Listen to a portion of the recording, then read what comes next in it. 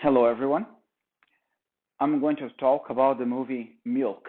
That was the movie that I watched for this assignment. The movie Milk starts in 1970 when American gay activist Harvey Milk moved from New York City here to San Francisco, and the movie continues until his assassination, and that was in November 1978. According to the movie, there was a period of very violent conflict between the police against homosexuals. Moreover, there was a lot of prejudice around the country against gay people, including in San Francisco, which is nowadays the gay capital of the U.S. The communication perspective help in understanding the cultural identities, and that's Allen 2004 of the characters by the way they communicate their intentions and objectives with their allies, the public, and their opponents. Their choice of vocabulary and also their nonverbal way of expression are ways that make the characters unique.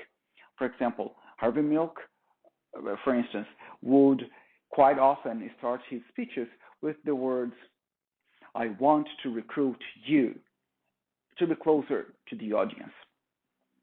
Harvey Milk would also almost frequently open his speeches with jokes, and when communication messages are exchanged and negotiated, according to a textbook, that represents identities being negotiated through communication.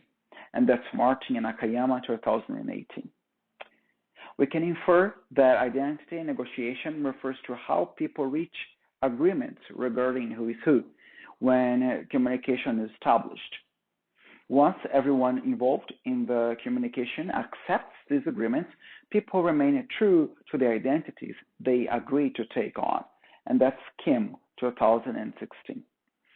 The relationship between identity and context can be seen in the movie Milk through how Milk's allies changed their behavior and shifted their aspirations for a different cause, a cause that they would not have fought before because they were in a different context.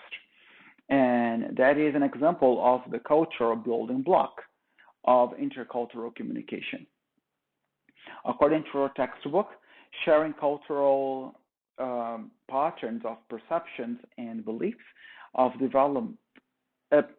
is developed through interactions with different individuals. And that's again Martin and Nakayama, 2018. That is one of the beauties of communication, building relationships across many different groups. And that's Bennett, 2013. For example, some characters would use the Castro district for their leisure, but Harvey Milk convinced them that gays should also take care of the Castro district, meaning the people's rights and not only use the Castro for parties. The character's choice of words reveals that they are educated. You know, we can actually identify educated and those who are not by the way they speak and express themselves in our society. People's choice of words and grammar usage reveal their social background. The communication style is formal since the characters have degrees and come from the wealth management business or politics. Throughout the movie, we see information being transmitted by the TV news, newspapers, riots with megaphones and walkie-talkies, notes, postcards, and letters.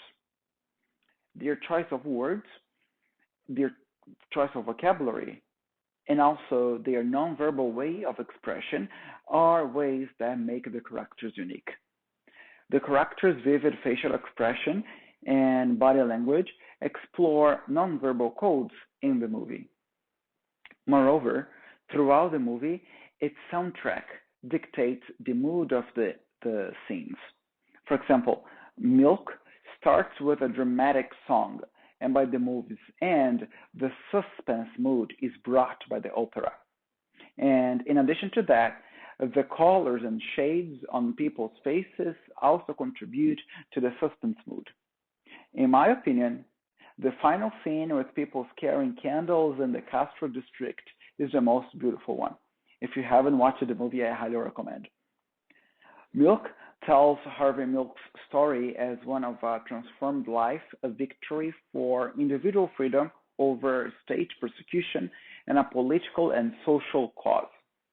The movie brings powerful messages of determination, hope, and perseverance, despite the cultural and social issues of power.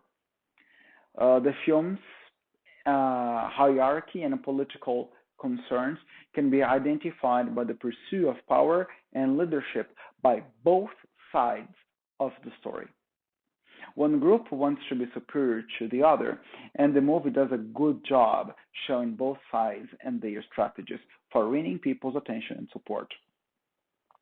I discovered and learned that we can better understand current cultural identities by looking at history, experiencing different cultural approaches, and getting integrated with people from different backgrounds to open our eyes and put ourselves in other people's shoes. Thank you very much.